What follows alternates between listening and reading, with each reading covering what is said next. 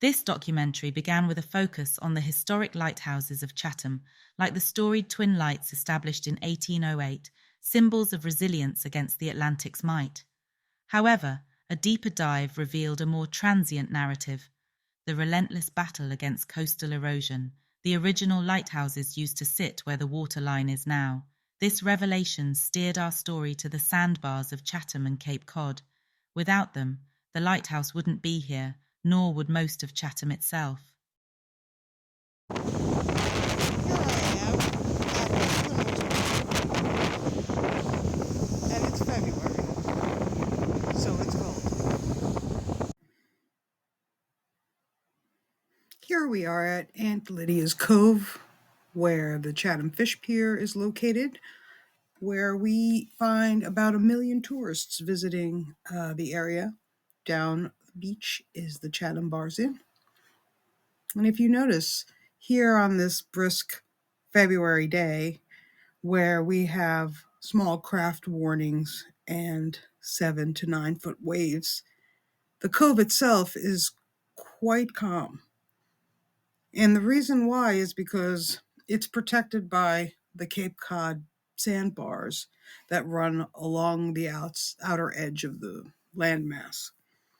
Without those, we would have much more coastal erosion happening. And those little sandbars out there make a big difference. And I'm going to show you them a little closer. So here we're taking a drive up Shore Road, what in Chatham would be where all of the captain's houses were on the high bluff, and now sits some of the most expensive houses in the United States. Conveniently, they are located on top of this bluff here, which protects them all from coastal erosion, although when we come around the corner of the Cape and head towards the south, we will see an area where it isn't as protected by the bars as here on Shore Road and in Aunt Lydia's Cove. And the waves are going to be a little bit more intense. And here we are down at the southern edge of Chatham. To the right, you can see the now no longer in use Harding's Beach Lighthouse. And then we have this open gap here facing south into Nantucket Sound, which itself is not as intense as the Atlantic Ocean, which is completely protected from us by those sandbars. Chief, pick yourself a crew. You assist that ship, you hear? Yes, sir. The man in there don't know what he's doing. He's sending you out to die. I'm gonna do my best to get out there. I know those waters pretty good. It's your job to go out, right? Promise me you'll come back. On the Coast Guard, they say you gotta go out. But they don't say you gotta come back in.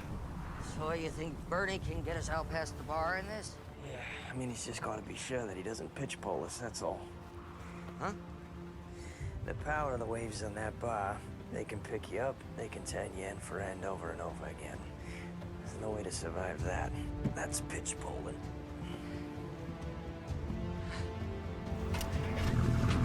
Free the lines! Line free!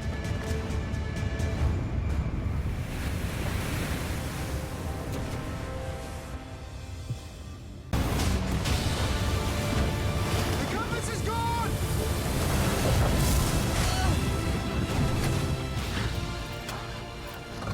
Betty! The engine died!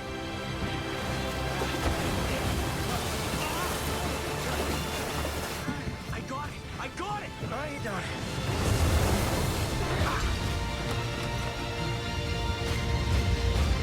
You got about 5 seconds, boys! Come on, burn up!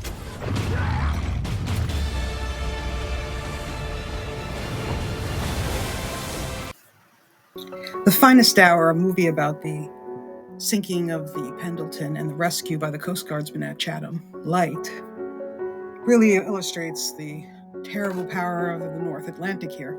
And at the same time, Chatham itself represents a really quiet ecosystem of calm waters on the inside of those bars. The problem is the bars themselves are vulnerable to environmental changes. And like everything in the environment, it itself goes through a cycle of about 30 to 50 years where the sandbars are built and then disintegrate and rebuild in other places and then disintegrate and reform, including the ones outside of Chatham here. However, because of climate change, we're looking at stronger winds, stronger seas, a change in the Atlantic circulation. The Gulf Stream itself could change, and we could see a slow erosion of these bars over time, leaving Cape Cod itself vulnerable. Chatham itself is no more than 30 to 100 feet above sea level, and the bluff here has already eroded away 50 feet, making it incredibly vulnerable to more erosion and eventually affecting these houses that we saw up on Shore Road, which would be millions of dollars. And as you can see in the video here, the bars themselves are ephemeral, shifting. They have an ecology of their own worth protecting. So you ask how we can reduce these vulnerabilities. Well, it's a real question. If we attempt to do changes, we may affect the cycles of the bars themselves, causing problems in the future that we may not be able to measure. We could fortify the bars, but we could end up using items that could affect the ecology of the Cape, which over the last couple hundred years has been fairly cleaning itself since the 1800s environmental degradation of the fishing industry. So we try to ask how can we overcome these barriers? And initially, the first reaction I have is well, we have to slow climate change down. But over time, we may look at having to put barriers like in the Netherlands or like along the coast of the United States in several places just to prevent the erosion from happening.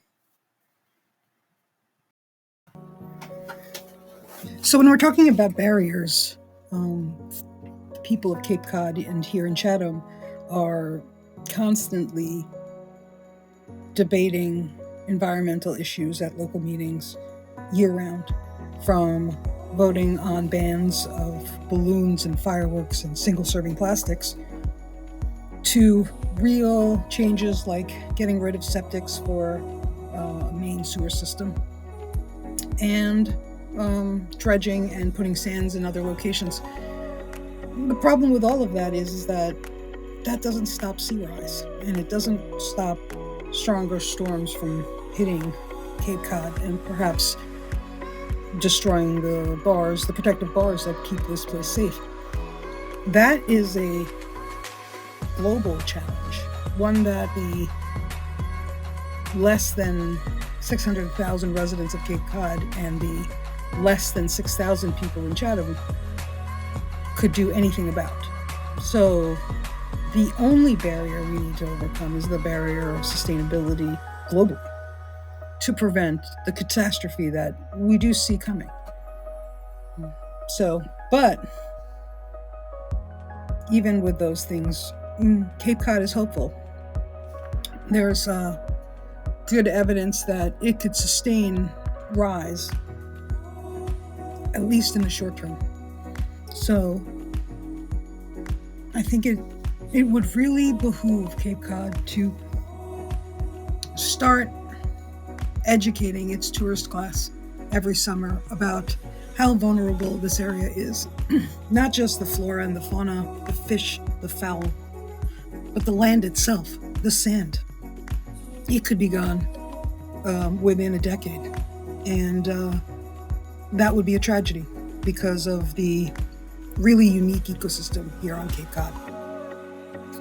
So I think that's what Chatham would like to leave with everybody who comes and visits here.